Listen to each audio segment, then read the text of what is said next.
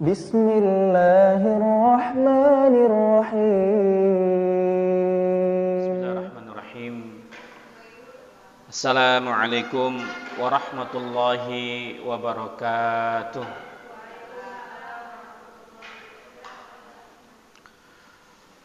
Alhamdulillahi wa kafa, wassalatu wassalamu ala nabiyil mustafa wa ala alihi wa ashabihi ahla sidqi wal wafa.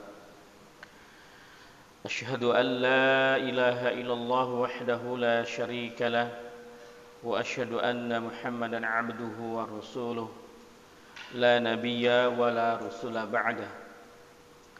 Yaqulu Allah ta'ala fi kitabihil karim, a'udzu billahi minasy syaithanir rajim. Ya ayyuhalladzina amanu taqullaha haqqa tuqatih wa la tamutunna illa wa antum muslimun.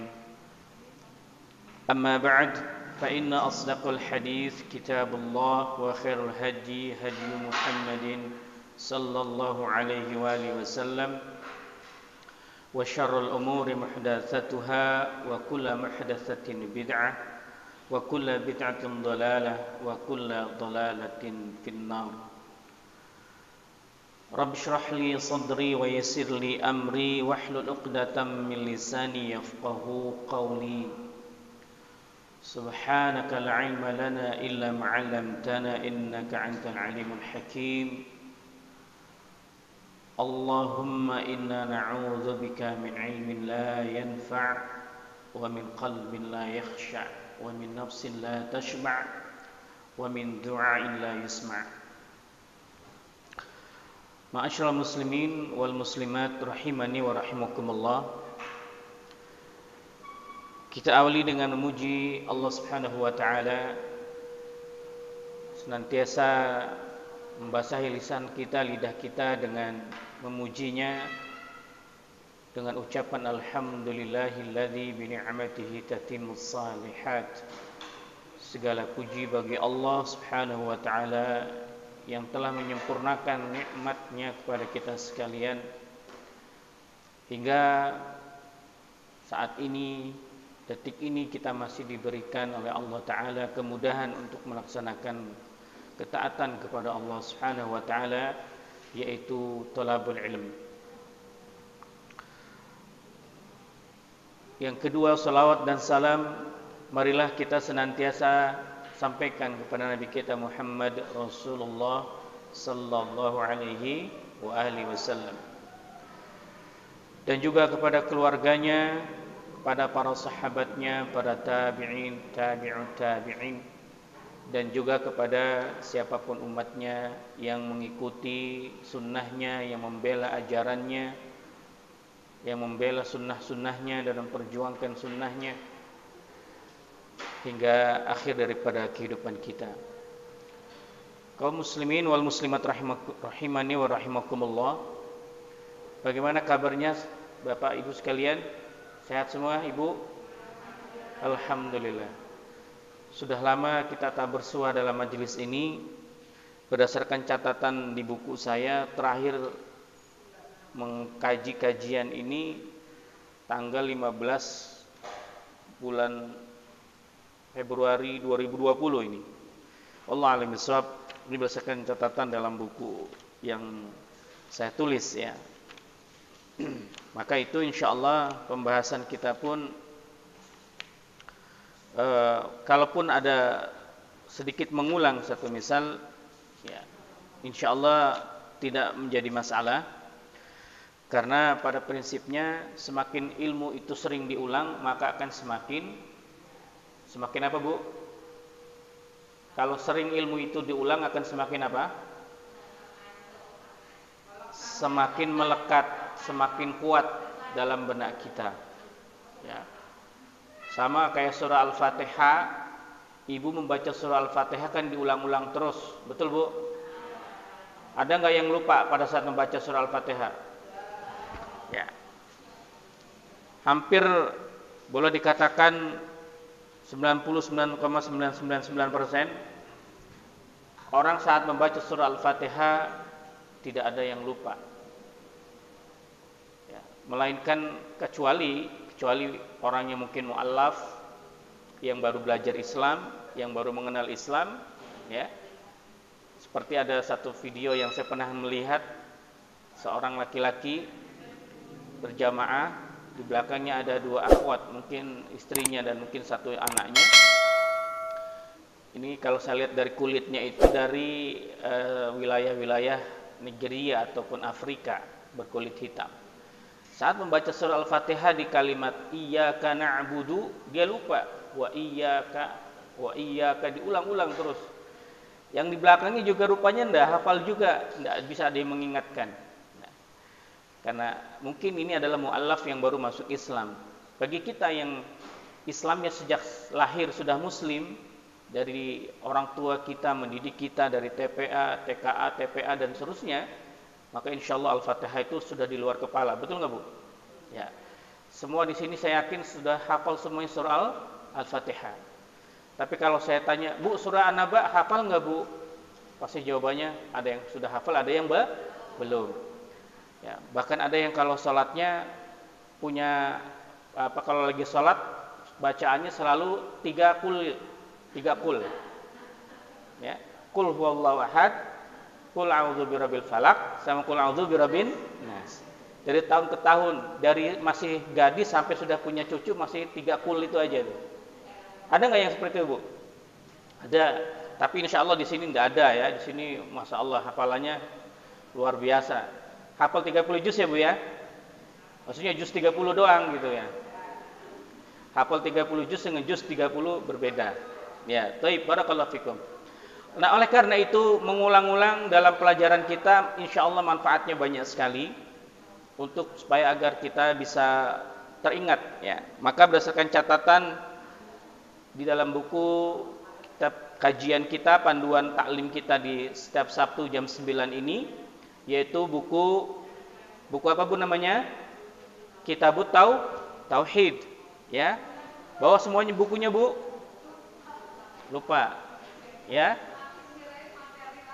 Ya, jadi kita di grup itu saya share materinya, langsung saya enggak tahu yang nge-share di grup para umahat ini apakah ada dirubah apa enggak, tapi saya tulis di situ kajian kitab tauhid.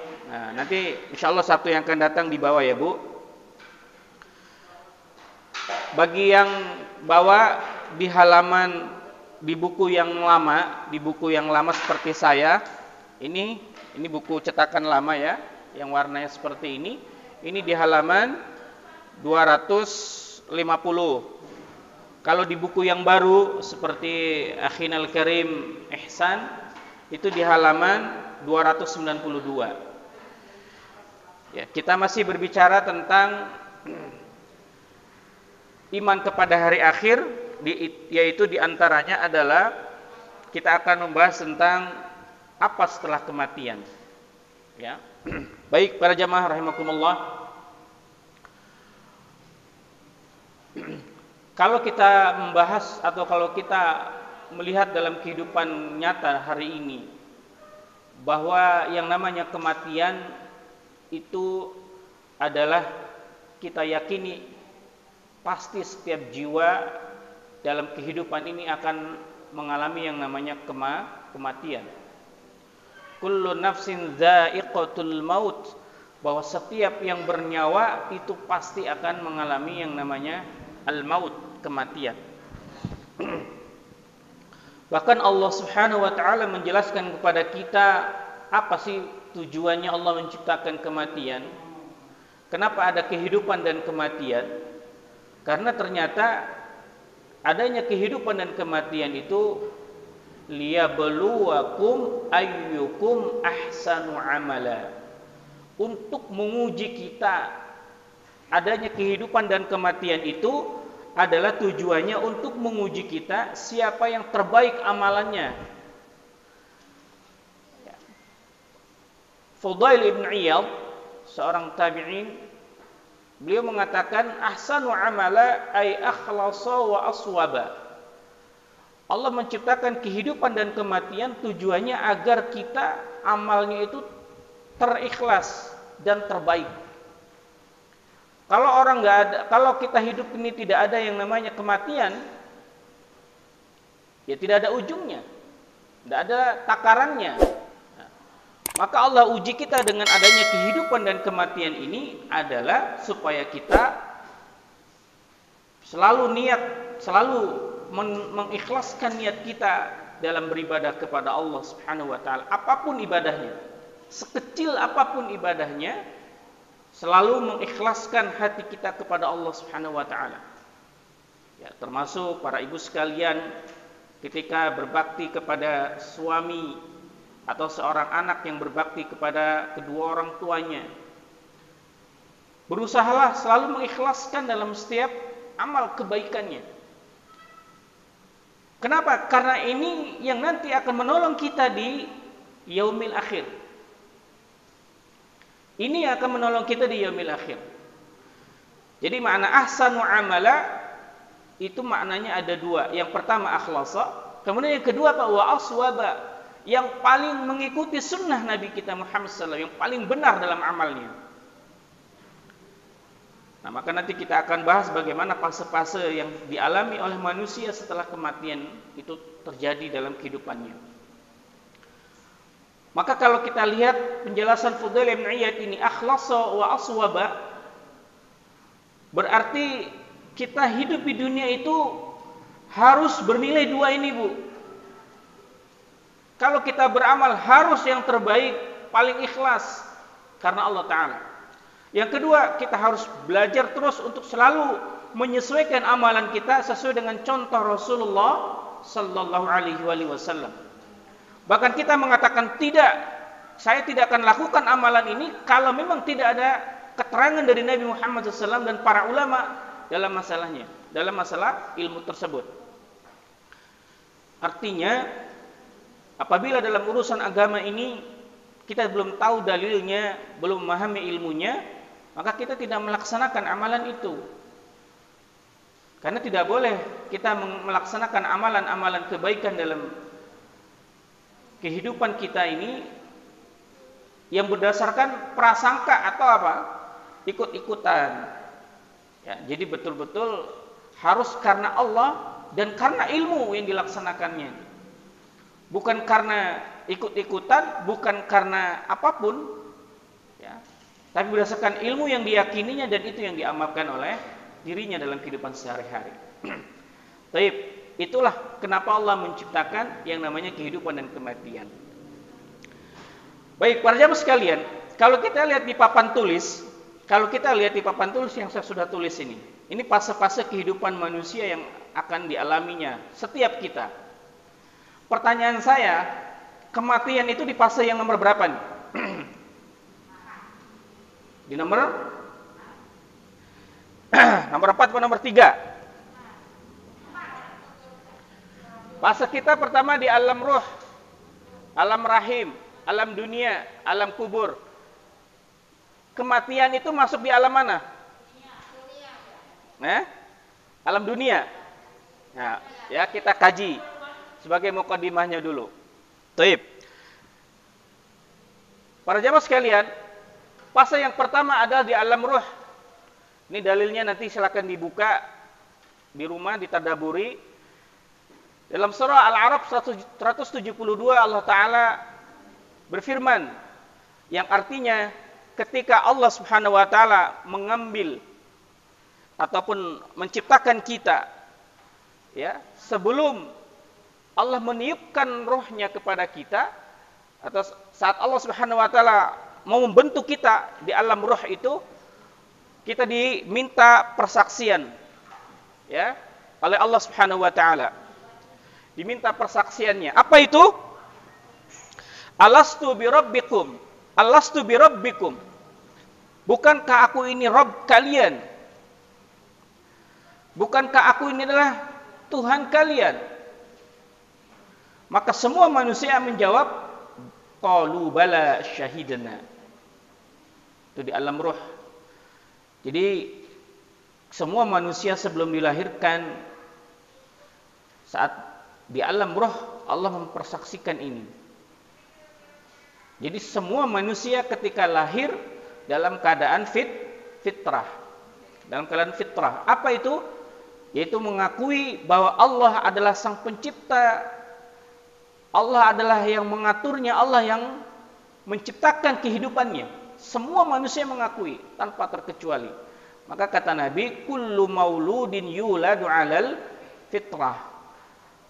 Setiap yang dilahirkan ke dunia itu dalam keadaan fitrah, suci. Apa itu sucinya? Yaitu mengakui akan keesaan Allah Subhanahu wa taala, bahwa Allah sang pencipta. Jadi semua manusia tidak ada yang menyangkal bahwa yang menciptakannya adalah Allah Rabbul Izzati wa Jalalah. Ini alam ruh. Maka di ayat selanjutnya dalam surah Al-An'am ayat berapa itu, Bu? Ya. Ayat ke-130 Allah Ta'ala pada saat kita nanti di yaumil akhir, dalam kehidupan hari akhir, kok ternyata masuk ke neraka, kok bukan masuk surga? Maka Allah tanya, bukankah aku telah mengutus rasul-rasul kepada kalian untuk menjelaskan kebenaran ini, untuk menjelaskan fase-fase kehidupan ini, bahwa di kehidupan dunia ini ada fase yang disebut dengan cobaan, ada fase yang disebut imtihan, musibah dan seterusnya. Maka sebagai bekalnya adalah seharusnya kita memahami apa yang diperintahkan oleh para rasul-rasul Allah Subhanahu wa taala. Maka dikala itu bertanya Allah kepada kita manusia, bukankah rasul telah menyampaikan kebenaran? Jawaban manusia yang ingkar kepada Allah menjawab apa? Bala. Iya, Allah betul. Tetapi kami wa gharrathumul hayatud dunya. Tetapi kami terbawa dengan tipu daya dunia. Sehingga lupa perjanjiannya dengan Allah di alam roh tadi. Nah, maka jangan sampai penyesalan itu terjadi dalam kehidupan kita di yaumil akhir kelak. Ya. Karena memang yang namanya penyesalan selalu ada di belakang. Kalau di depan namanya pendaftaran, ya. Maka Allah mengingatkan dengan ayat ini supaya kita sadar bahwa ketika kita sebelum dilahirkan ini semua sudah mengakui akan rububiyahnya Allah. Itu di alam ruh. Setelah fase alam ruh kemudian masuk alam apa? Alam rahim. Sebagaimana di dalam surah Al-Mursalat, ya, di ayat yang keberapa itu? 21. Faqadarna wa ja'alna fi qararin makin. Kemudian manusia kami tempatkan dalam tempat yang sangat kokoh yang bernama rahim. Masya Allah. Kalau kita melihat bagaimana para ahli dalam menjelaskan kehidupan proses bayi di alam rahim itu, seorang ibu itu memang Masya Allah. Makanya kenapa Rasulullah SAW ketika ditanya, ya Rasulullah, ya, ketika ditanya oleh seseorang, ya Rasulullah, manakah yang lebih utama aku harus berbuat baik kepada kedua orang tuaku, ayahku dulu atau ibuku dulu? Apa jawaban Nabi? Ummuka, ibumu dulu yang kamu dahulukan berbuat baiknya.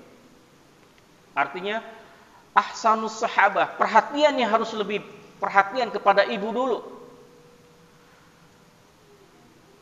Summa man ya Rasul? Kemudian kata para sahabat, siapa lagi ya Rasul? Summa ummuka, ibumu.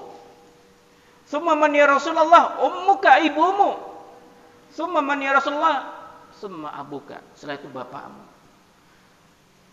Para ulama menjelaskan dalam keterangan hadis ini bahwa kenapa Nabi SAW memerintahkan kepada kita untuk berbuat baik kepada ibu. Karena Allah menciptakan kita manusia ini, kemudian Allah simpan kita di rahimnya seorang ibu. Dan kita tahu berapa lama di situ? Ada 9 bulan, mungkin ada yang lebih sedikit, ada yang 10 bulan. Bahkan ada yang kejadian 1 tahun baru bisa keluar. Ya. Tapi ibu rata-rata yang melahirkan, rata-rata yang mengandung di sini 9 bulan ya, betul? Ada yang baru 4 bulan? Allah tetapkan 9 bulan dalam ketentuan qada dan qadarnya. Maka kalau kita bicara tentang pengorbanan seorang ibu ketika anak itu masih dalam rahimnya, Masya Allah. Bukan perkara yang enteng. Betul nggak, Bu? Saya melihatnya begitu sangat kasihan, berat. Ya kalau saya sendiri masalahnya belum pernah hamil, jadi ya nggak merasakan secara langsung ya. Tapi ketika kita melihat bagaimana seorang ibu ketika mengandung dari mulai usia 1 bulan, 2 bulan, 3 bulan sampai 9 bulan, ya kemana-mana dibawa, ke pasar dibawa, saat tidur juga dibawa, ya kan? Nggak ada kemudian sementara ditaruh dulu deh. Nggak bisa, karena Allah tetapkan itu selalu ada dalam rahim ini sampai Allah takdirkan dia keluar dari rahimnya. Para jemaah rahimakumullah, ini alam rahim.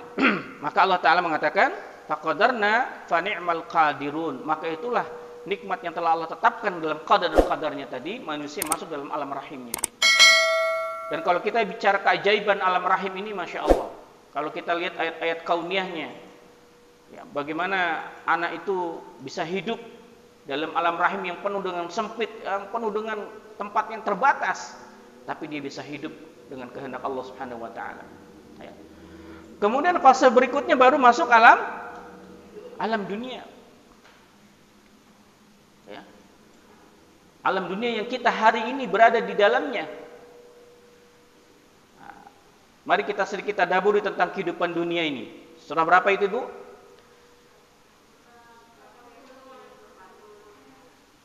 Ya, silakan dibuka.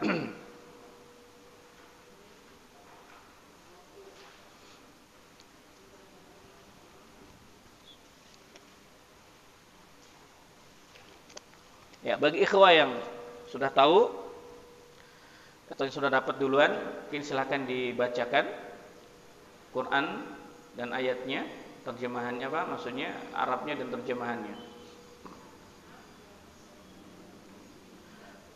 Bagaimana proses alam dunia ini? Akhrawi sudah ketemu? Fadhal akhi, dibaca.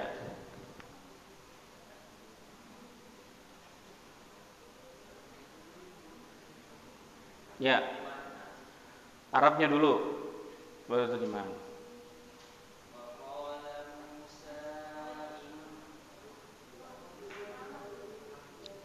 Ayatnya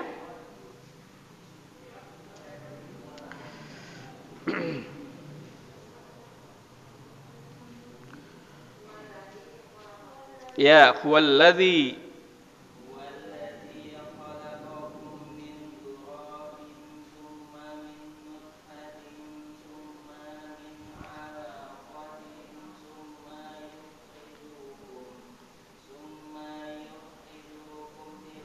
tiflan ashuddakum syuyukha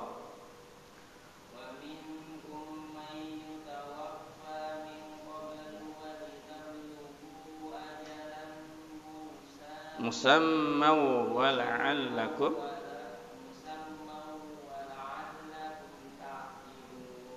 Baik, terjemahin.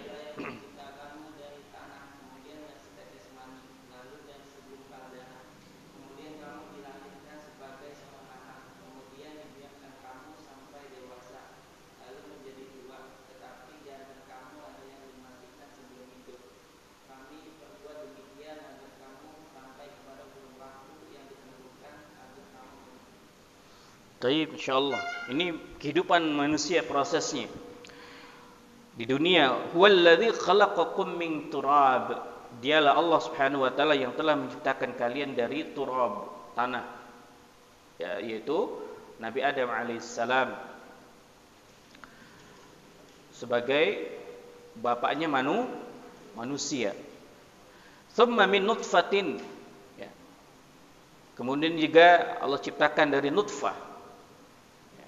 Kalau kita diciptakan dari nutfah, air mani, summa min alaqah, summa yukhrijukum tifla.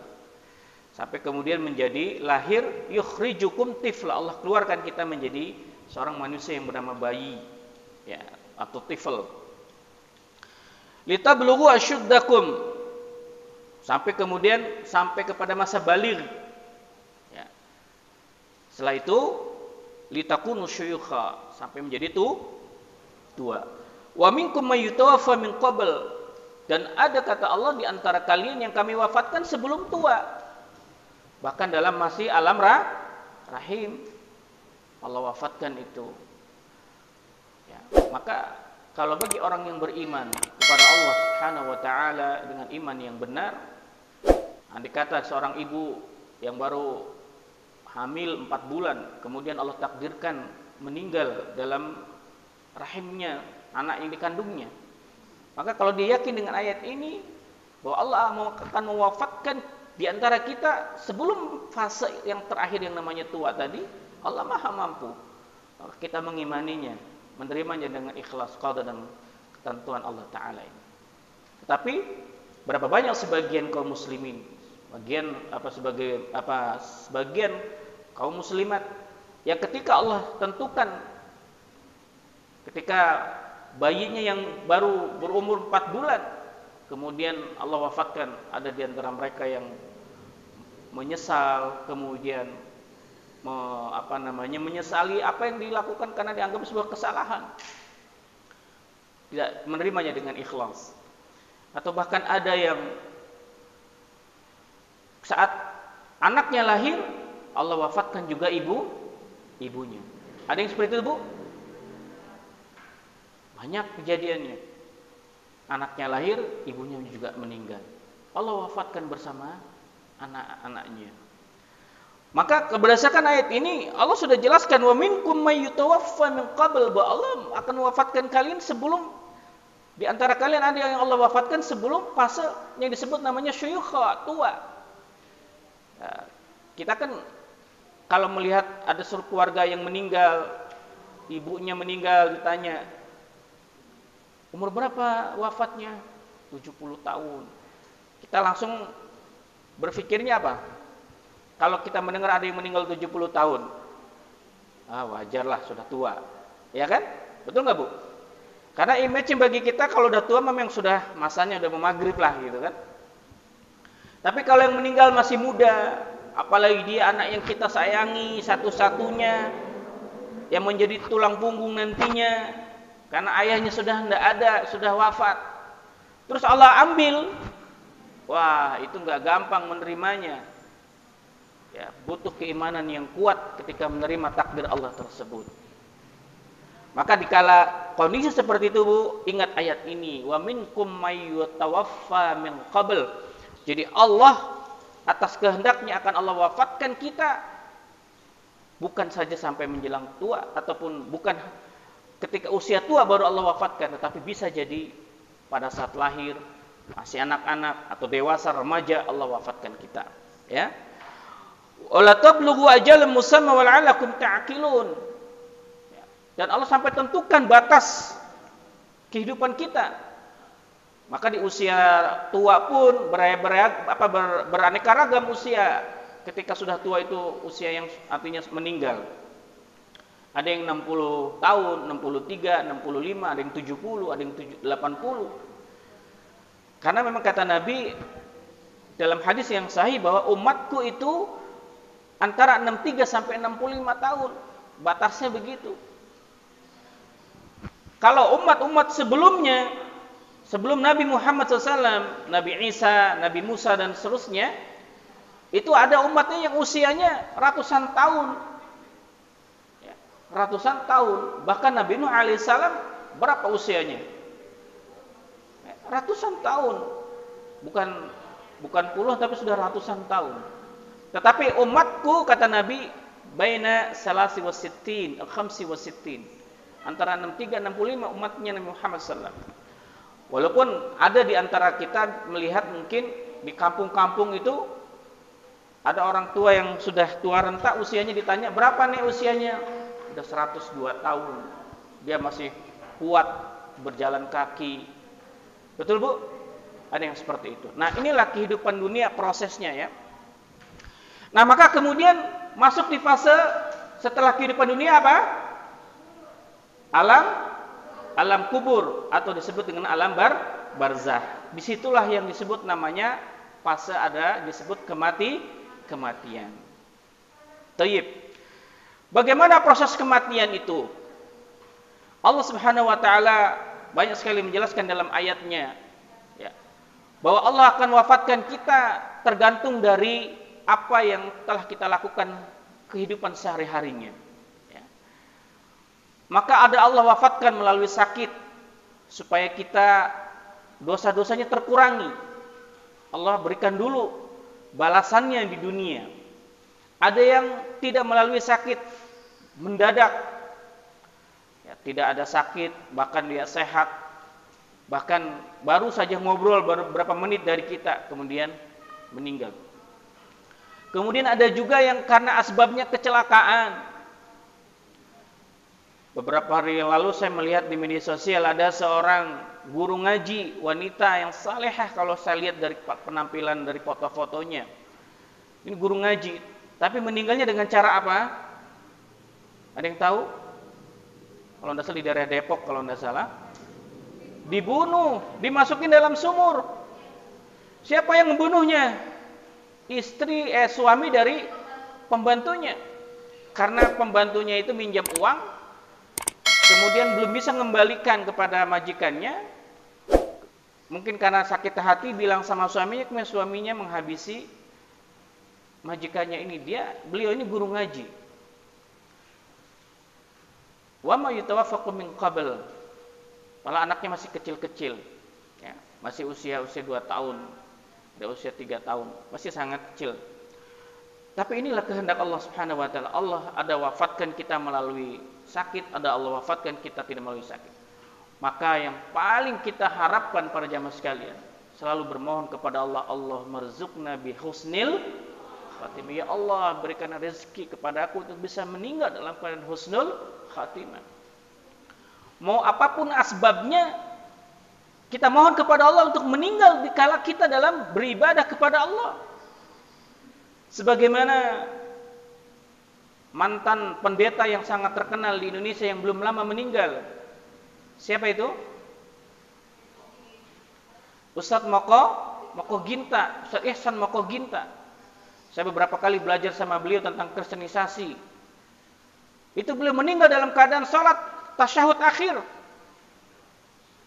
Tiba-tiba bersandar, kemudian jatuh ke kiri dan kemudian meninggal dunia. Masya Allah, tabarakallah. Ini yang kita harapkan kepada Allah. Tidak menyusahkan orang, dalam keadaan taat kepada Allah. Allah mudahkan tidak mengalami sakaratul maut yang begitu mengerikan. Allah mudahkan dengan seperti itu. Maka Al-Imam Ibnu Katsir ketika menafsirkan surah Ali Imran ayat 103, ya ayyuhalladzina amanu taqullaha haqqa tuqatih wa la tamutunna illa wa antum muslimun. Janganlah kalian mati melainkan wahai orang yang beriman, bertakwalah kepada Allah dengan takwa yang sebenar-benarnya, dan janganlah kalian mati kecuali dalam keadaan berserah diri kepada Allah. Maksud dalam keadaan husnul khatimah. Itu Allah pesankan kepada kita supaya kita jangan sampai mati kecuali dalam keadaan husnul khatimah. Di antara tanda-tanda husnul khatimah adalah mati dalam keadaan beribadah kepada Allah Subhanahu wa taala. Berapa banyak kejadian di dunia ini, ada seorang qari ketika membaca Quran kemudian meninggal. Ada seorang muadzin pada saat mengumandangkan azannya meninggal. Ada seorang yang sedang mengajar dakwah,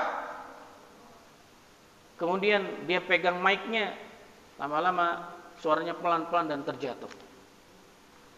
Maka Al-Imam Ibnu Katsir mengatakan, Allah akan wafatkan kita di mana kebiasaan kita seperti apa dalam hidup ini, maka itulah Allah akan wafatkan kita. Maka biasakan dengan amalan saleh, biasakan dengan membaca Quran.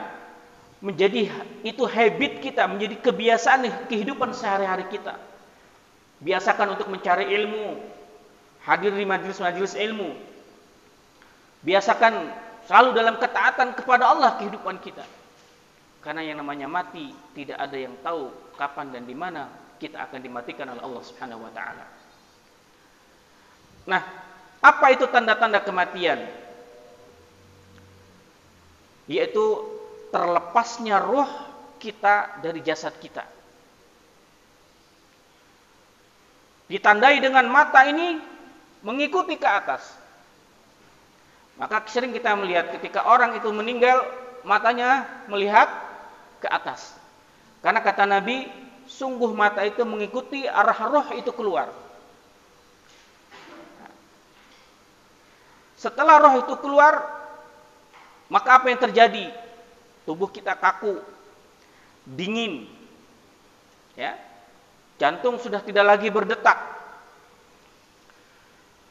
Maka tanda-tandanya kata Syekh Shalih Al-Munajjid minimal ada 4 yang paling pokok ketika kita untuk menentukan seseorang yang telah wafat atau tidak, sudah meninggal atau belum. Yang pertama, ada kekakuan dalam tubuhnya. Ya, kalau digoyang, dia gerak semua. Terus dingin dari ujung kaki sampai ujung kepala itu dingin. Sudah tidak ada rasa panas, ya. Kemudian tadi dia matanya mengikuti naik ke atas. Kemudian yang berikutnya kata Syekh Shalih Al-Munajjid yaitu tarfaul al-inash. Ya, jadi terangkat sudah. Tidak bisa lagi kaku, ini sudah terangkat rohnya itu kaku, tidak bisa digerakkan, ya. Nah, maka sebagian biasanya ada orang yang mencoba untuk memastikan manggil dokter. Boleh nggak itu kondisi seperti itu? Dibolehkan, mubah hukumnya untuk memastikan dia sudah wafat atau belum. Tapi paling tidak dengan tanda-tanda itu bisa memutuskan bahwa dia telah meninggal dunia. Ketika dia meninggal dunia, rohnya diangkat oleh Allah Subhanahu wa taala, diambil oleh Allah Subhanahu wa taala. Kemana rohnya ini berada? Bagaimana perjalanan rohnya? Dalam hadis yang panjang dari Bara bin Azib radhiyallahu anhu menceritakan, kalau rohnya orang yang beriman ketika meninggal itu langsung dijemput oleh malaikat dengan penuh senyuman, dan aroma rohnya ini aroma yang sangat harum, dirasakan harumnya oleh seluruh penghuni langit dan bumi. Sehingga malaikat ketika membawa rohnya ini bertanya kepada malaikat yang membawa, para malaikat bertanya kepada malaikat yang membawa roh orang-orang beriman ini, siapa fulan ini begitu harum? Malaikat mengatakan, ini adalah fulan bin fulan. Maka nama kita akan disebut di Illiyin. Maka kenapa Rasulullah SAW mengajarkan kepada kita kalau memberi nama tidak boleh nama yang sembarangan, nama yang mengandung doa. Karena ketika nama itu disebut oleh para malaikat di hadapan malaikat yang lainnya, terus sampai kepada Illiyin, tempat ruh itu berada. Dan kemudian Allah bertanya, hambaku ini adalah hamba yang saleh, kata Allah. Dipersaksikan oleh Allah Subhanahu wa taala. Kemudian setelah itu dibawa lagi roh itu, dikembalikan lagi dalam jasad kita di alam kubur, di alam barzah. Dan disitulah mulai kemudian ketika kita sudah dikuburkan, 7 langkah dari kuburan, meninggalkan kuburan itu, datanglah 2 malaikat. Setelah roh itu dikembalikan dari setelah Illiyin tadi, kembali, kemudian roh itu dan jasadnya duduk, ya. Kemudian menjawab pertanyaan-pertanyaan yang ditanyakan oleh malaikatul maut, yaitu pertanyaan tentang Allah, pertanyaan tentang Rasul, pertanyaan tentang agama. Man rabbuka? Ya, siapa agamamu? Siapa Rabbmu? Ya, maka dia menjawab, Rabbi Allah. Orang beriman mengatakan, Rabbi Allah, Rabbku adalah Allah. Wa ma hadzal rasul? Siapa laki-laki ini? Nabi Muhammad dipersaksikan di kala itu di depan orang-orang beriman.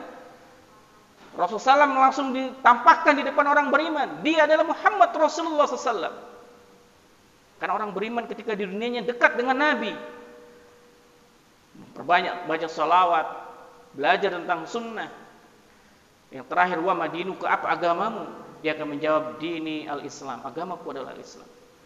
Pertanyaannya para jamaah sekalian, apakah setiap kita bisa menjawab dengan mudah pertanyaan ini? Tidak. Maka nanti di poin-poin yang di kajian kita di halaman 253 nanti akan kita sedikit perdalam tentang pertanyaan ini. Siapa mereka yang bisa menjawab pertanyaan, 3 pertanyaan ini kelak di kemudian hari. Taib. Itulah yang disebut namanya kematian. Jadi setelah proses kematian tadi, ya, kalau rohnya orang beriman naikkan dulu sampai iliyin, kemudian dikembalikan lagi ke jasadnya yang di alam kubur tadi, yang di alam barzah tadi atau alam kubur tadi. Setelah kita meninggalkan 7 langkah dari kuburan itu, kemudian malaikat datang, ya. Dan nanti kita akan lihat keterangan dalil-dalilnya. Ya. Baik, barakallahu fikum. Mari kita lihat kitabnya. Maka Syekh Fauzan dalam kitabnya menuliskan pertanyaan 2 malaikat serta nikmat dan azab kubur. Jadi maka di alam kubur atau di alam barzah itu adalah hanya ada 2 yang kita rasakan. Apakah nikmat kubur ataukah azab kubur? Ya. Apa dalilnya tentang ada azab kubur? Banyak sekali. Di antaranya dituliskan di dalam papan tulis ini. Surah berapa itu?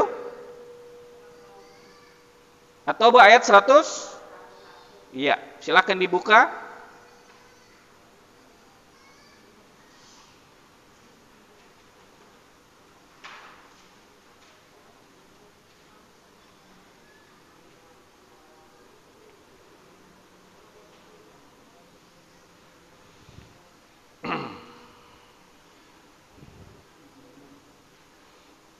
Ya, silakan Pak Haji, bisa dibaca.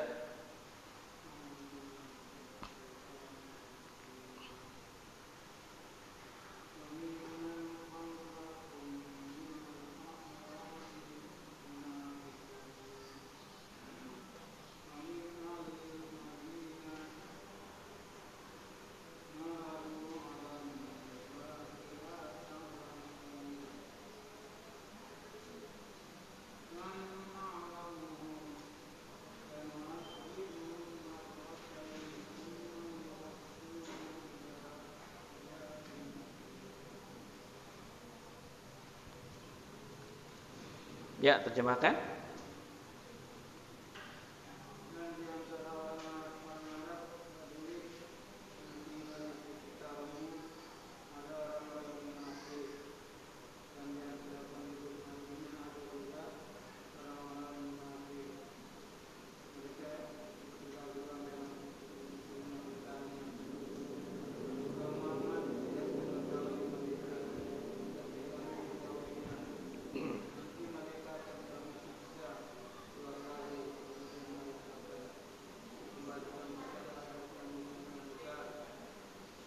Ya, dalam ayat itu ada kalimat, perhatikan para jamaah sekalian. Firman Allah Ta'ala dalam surah At-Taubah ayat ke-101 ini, perhatikan di ayat yang sanu'adzibuhum marrataini, maka kami akan mengazab kalian 2 kali.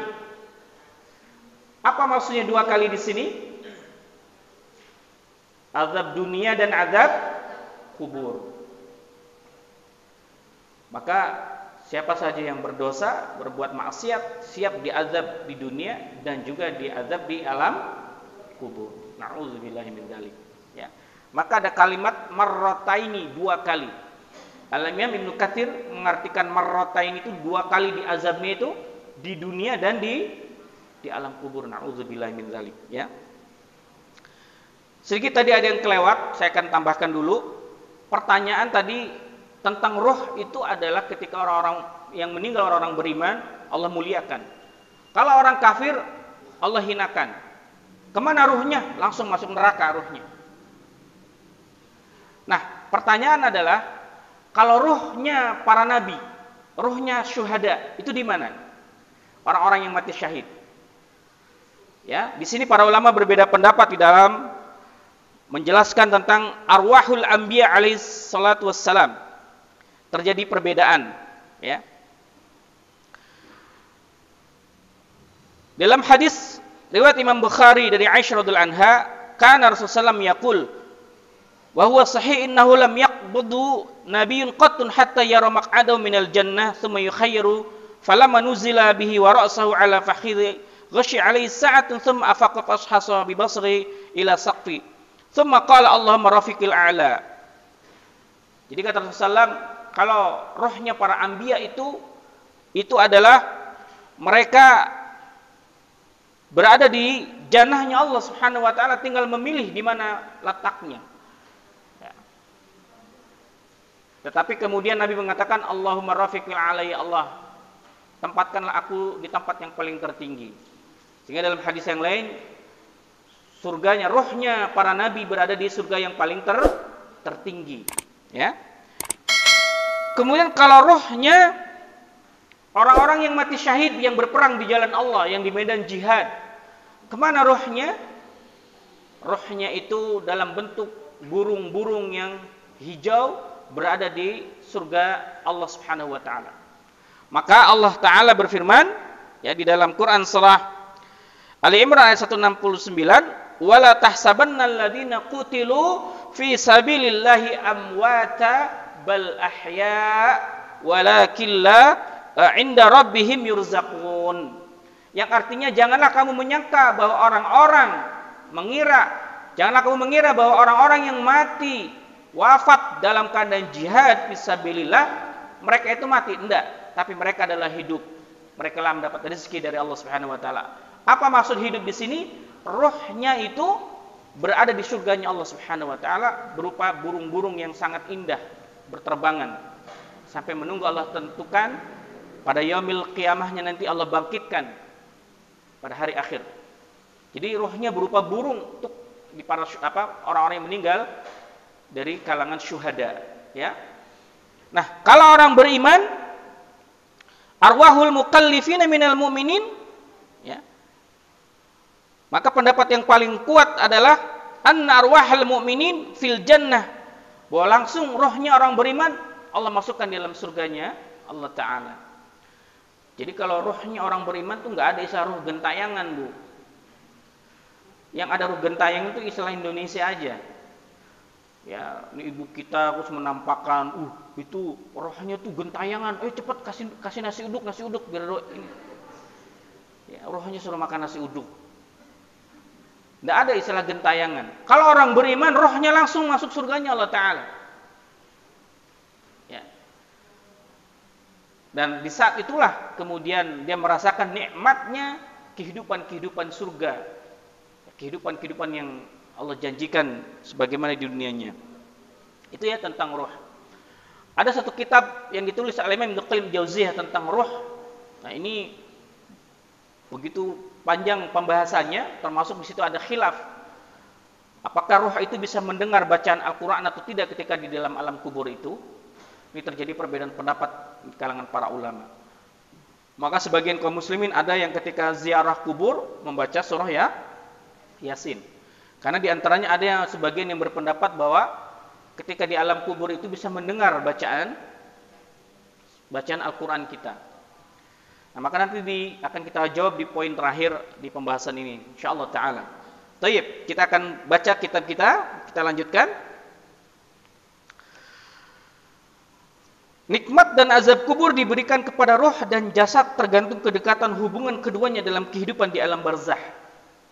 Jadi alam barzah itu juga maksudnya adalah alam kubur.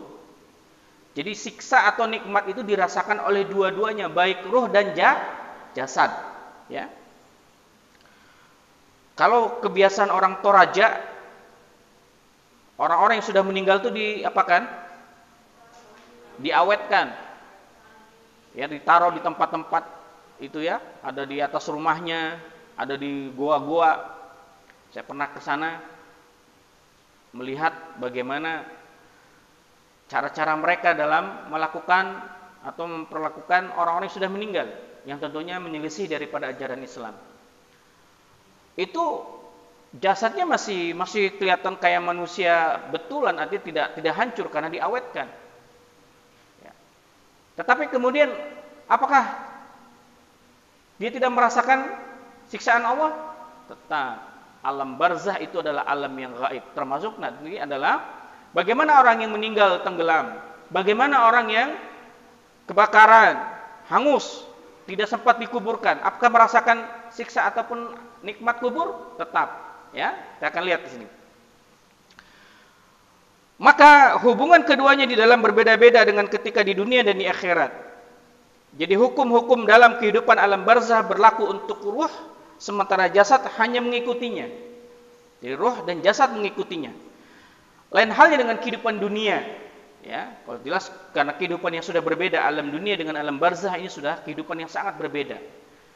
Alam dunia alam yang nyata yang bisa kita lihat, yang bisa kita rasakan. Tapi alam barzah adalah alam gaib yang Allah Ta'ala Maha tahu seperti apa bentuk merasakan sakitnya ruh dan jasad itu. Ya. Atas dasar itu dapat difahami bahwa nikmat dan azab kubur diberikan kepada yang berhak menerimanya. Baik ia dikubur atau tidak, mati karena diterkam binatang buas, terbakar hingga menjadi abu, tenggelam dalam lautan atau lainnya. Tetap dia akan merasakan nikmat atau siksa kubur. Seperti orang-orang yang dari kalangan Nasrani itu ada membakar orang yang sudah meninggal kemudian dibakar, kemudian abunya diawetkan, diambil, ditaruh di rumah. Apakah dia merasakan siksa? Tetap dia akan merasakan siksanya Allah Ta'ala. Itulah akidah Ahlussunnah wal Jamaah. Dalilnya adalah di antaranya firman Allah Ta'ala di dalam Quran surah Ibrahim ayat yang ke-27. Yusabbitullahu alladhina amanu bil qawli tsabiti fil hayati dunya wa fil akhirah wa yudhillullahu adh-dhalimina wa yaf'alullahu ma yasha'.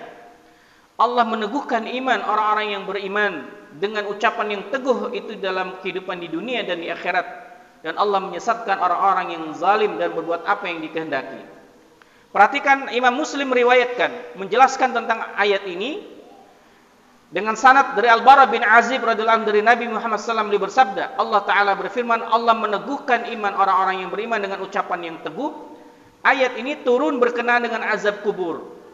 Jadi kalimat ada di situ bil qauli tsabiti fil hayati dunya wa fil akhirah, yaitu Allah akan tetapkan dia iman kepada tauhid, mentauhidkan Allah di kehidupan dunia, dan Allah akan tetapkan dia yusabbitullah fil akhirah, Allah akan tetapkan dia di alam kuburnya. Maka perhatikan para jamaah sekalian, kalimatnya di sini silakan dibuka ya, surah Ibrahim ayat 27. Yusabbitullahu alladhina amanu, Allah akan meneguhkan imannya orang-orang yang beriman. Dengan apa? Dia bisa menjawab pertanyaan, 3 pertanyaan yang akan kelak ditanyakan oleh malakul maut. Jadi syaratnya beriman supaya kita bisa menjawab pertanyaan itu, Bu sekalian. Ya. Maka pengertian Allah akan kuatkan dengan perkataan di akhirat itu maksudnya adalah bisa menjawab pertanyaan ketika di alam barzah, ya. Tafsiran yang terdapat di dalam hadis tersebut menunjukkan adanya pertanyaan di alam kubur dan diperjelas dalil-dalil berikut, ya. Yaitu Imam Muslim meriwayatkan dengan sanadnya dari Qatadah dari Anas bin Malik bahwa Nabi Muhammad SAW bersabda, apabila seorang hamba yang meninggal diletakkan di dalam kuburnya lalu ditinggal pergi oleh para pengantarnya, sungguh ia terdengar suara langkah kakinya, kemudian 2 malaikat mendatanginya, mendudukkannya lalu bertanya kepadanya. Yang tadi saya sampaikan, ketika kita meninggalkan kuburan, selang berapa langkah itu malaikat datang, ya. Kemudian dia akan bertanya, mereka akan bertanya kepada orang ini, menurutmu siapa orang ini? Maka jika seorang mukmin pasti akan menjawab, aku bersaksi bahwa ia adalah hamba dan Rasul Allah, yaitu Muhammad, Nabi kita Muhammad SAW. Malaikat itu berkata, lihatlah tempatmu di neraka. Karena jawaban itu Allah telah menggantinya dengan sebuah tempat untukmu di surga. Jadi Allah perlihatkan neraka dan surga langsung di alam barzah. Kalau dia bisa menjawab, berarti akan langsung nampak surga yang di depannya. Tetapi kalau dia tidak bisa menjawab, maka yang ada adalah neraka. Maka di antara doanya, ya Allah, jadikanlah surga itu raudun min riyadil, jadikanlah kuburan itu menjadi raudun min riyadil jannah. Ya Allah, jadikan kuburanku itu adalah taman-taman surganya Allah Ta'ala. Karena ketika sudah bisa menjawab, langsung ditampakkan surganya Allah Ta'ala. Qatadah menyebutkan bahwa kuburannya kemudian diperluas sebanyak 70 hasta dan dipenuhi dengan berbagai nikmat hingga hari mereka dibangkitkan. Ya. Makanya doa, salah satu bacaan doa salat jenazah diantaranya apa?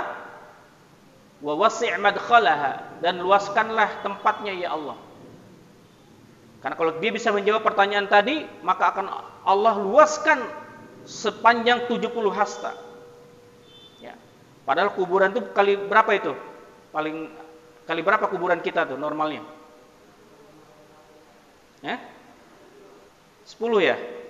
Nyampe nggak 10? 7 meter. Kali berapa itu ya? Beda-beda antara kuburan kita dengan kuburan di Saudi ya. Saya beberapa kali ngantar jenazah ketika umroh itu di samping Masjid Nabawi itu ada pemakaman apa namanya? Baqi ya. Itu kuburannya kalau di Saudi lebih kecil tetapi lebih dalam dia. Ya, lebih kecil lebih dalam. Baik, kemudian hadis yang berikutnya dari Imam Bukhari. Nabi Muhammad SAW pernah melewati 2 buah kuburan. Kemudian bersabda, sungguh kedua penghuni kubur ini sedang disiksa. Keduanya tidak disiksa karena perkara besar menurut mereka. Ya, yang pertama disiksa karena gemar melakukan adu domba. Sementara yang kedua disiksa karena tidak menjaga pakaian dari air kencingnya sehingga terkena dengan najis. Lalu beliau mengambil sebuah dahan kurma, membelahnya menjadi 2, lalu menancapkannya pada 2 kubur seraya berkata, semoga ia dapat meringankan keduanya selagi belum kering. Ini pelajaran yang sangat besar para jamaah sekalian.